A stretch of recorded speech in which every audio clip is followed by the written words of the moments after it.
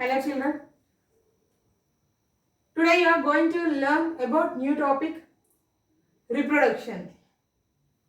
The generating system.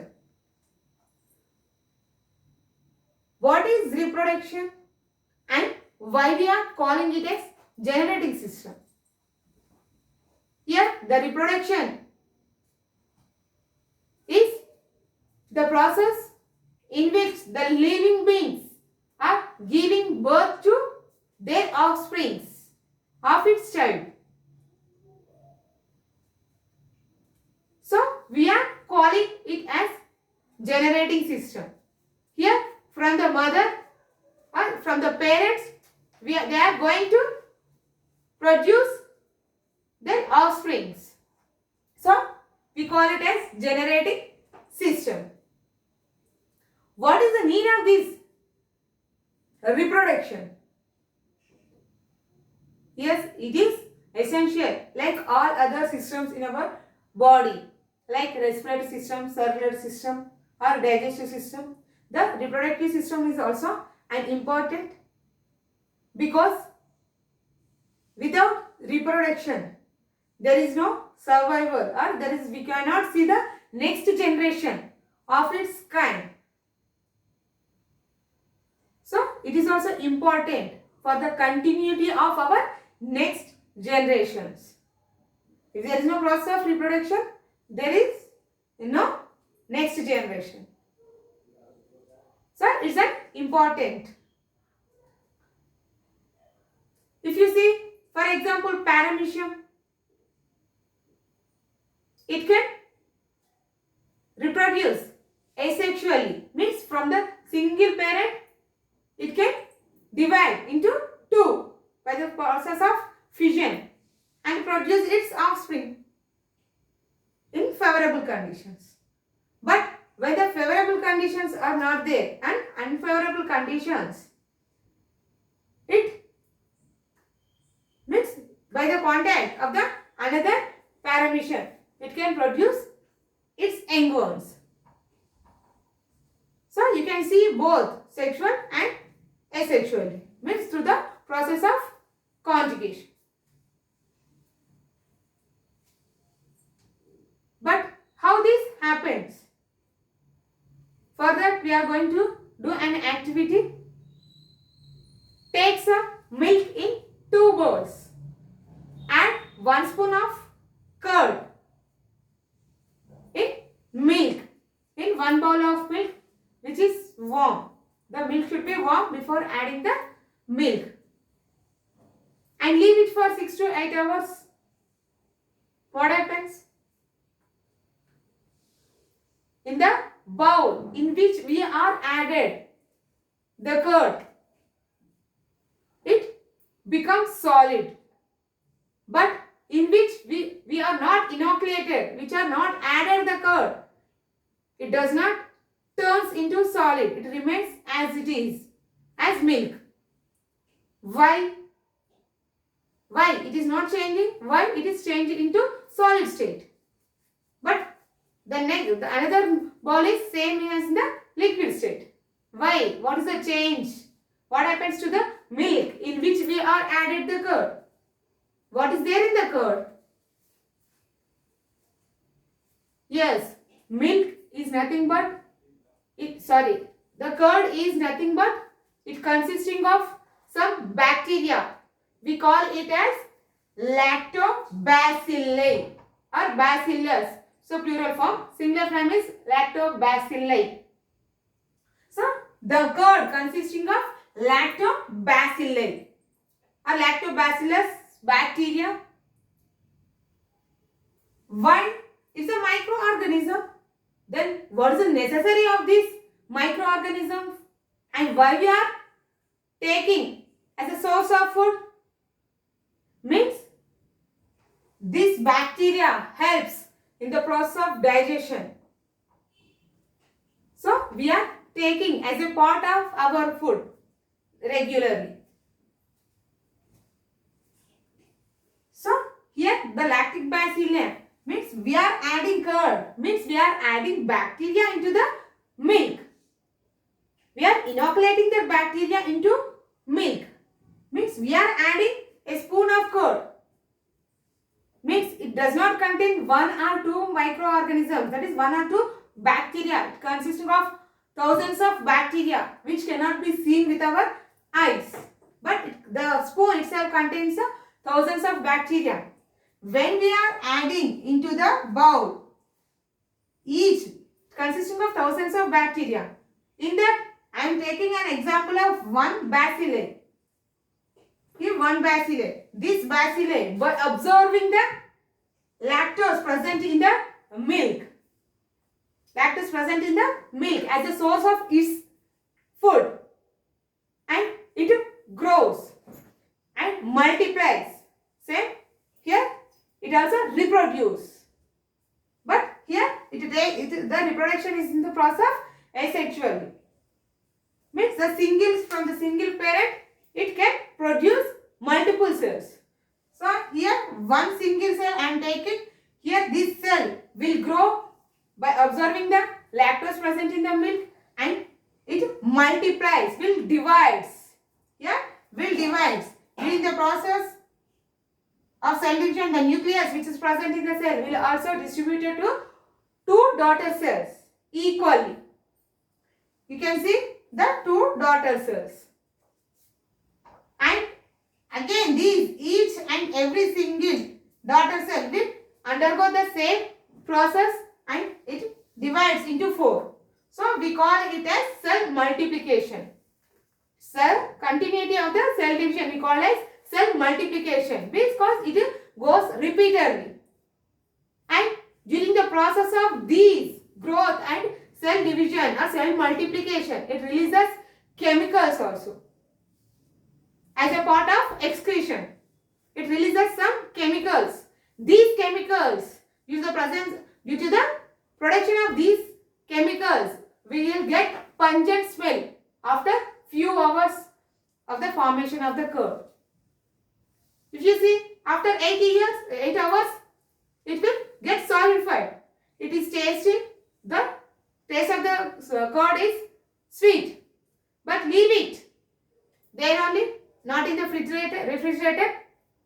If you leave outside only, after again 8 hours, it will form a layer, and you can see small bubbles over top of the curd, and that is also yellowish color.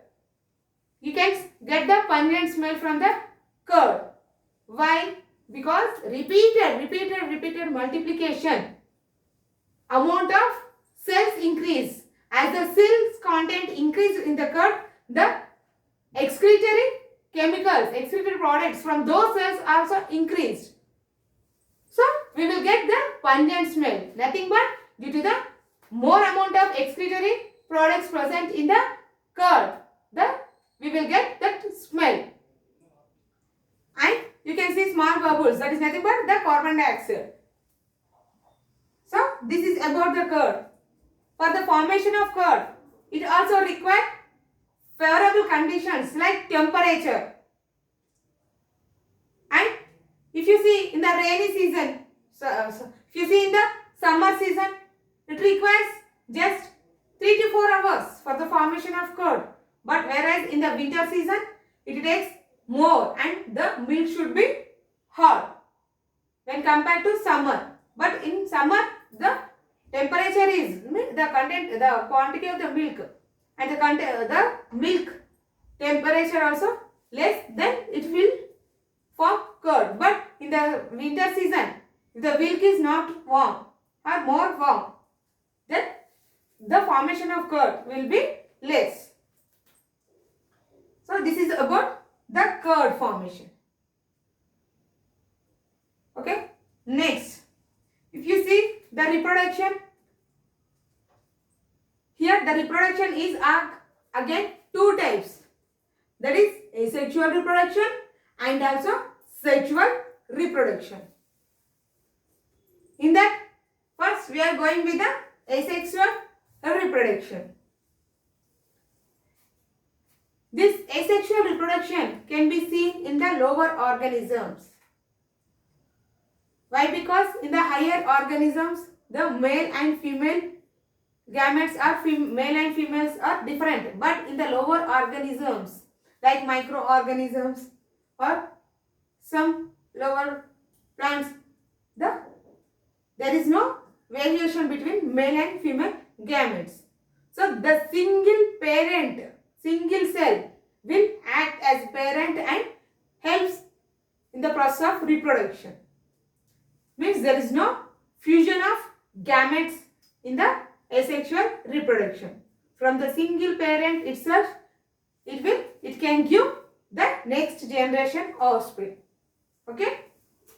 In that, this asexual reproduction is also again of many types, that is fission, budding, fragmentation, regeneration. Okay? In that, we are going with fission. Here, fission is different, fusion is different. Fusion means combine, but whereas fission is dividing, splitting. Again, in the fission also, it is of two types. If the fission takes place in the cell two times, means the daughter cells are two. We call it as binary fission. Why? Because from the single parent cell, two daughter cells are formed. So, we call it as binary fission. If multiple cells are formed from the single parent, we call it as multiple fission. Good example is paramecium. You can see this binary fission. Here the paramecium is just like a slipper shape, what we wear for our foot. So slipper shape. This is a single parent, but during the process of reproduction, a binary fission, the single parent will split into two halves, two daughter cells, along with its nuclear material. So the nuclear material also distributed to the two daughter cells. So this is about the fission. The next one is about budding. Good example for this one is yeast. Regularly, what we will do for the preparation of idli and dosha batter at our home, when we grind that dosha batter, if you leave it for 8 hours, why we are leaving it whole night? Because for the process of fermentation. How it happens? Due to the formation of the yeast and its multiplication. Yeast and its multiplication. During the process of multiplication, same as curd, it also divides repeatedly and forms multiple cells in that, along with the liberation of some excretory products. Same as the lactobacilli, how it helps for the process of digestion. This yeast also helps, is good for our health. So, we are adding as it's a part of food in our regular life. But how it divides? Let us see. So, this is the yeast cell. It's a single parent cell. When it will grow, means when it is grown fully, another yeast, or we call it as bud, is formed from the parent. When this parent daughter bud will grow fully, it will divide from its parent. It will divide from its parent and can live individually. Again, it also form bud and it will also grow individually. So, the same will repeat and helps in the process of reproduction. This process, the formation of bud and developing a young one, we call it as budding. It's called budding. You can see this budding in hydra also. Next, fragmentation. If you see, this is the Spirogyra. This is the Spirogyra. It's a plant.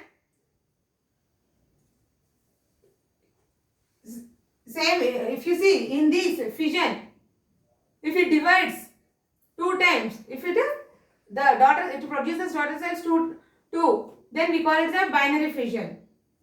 But in this, the single parent, that Spirogyra, divides, means the fragment is divided into pieces.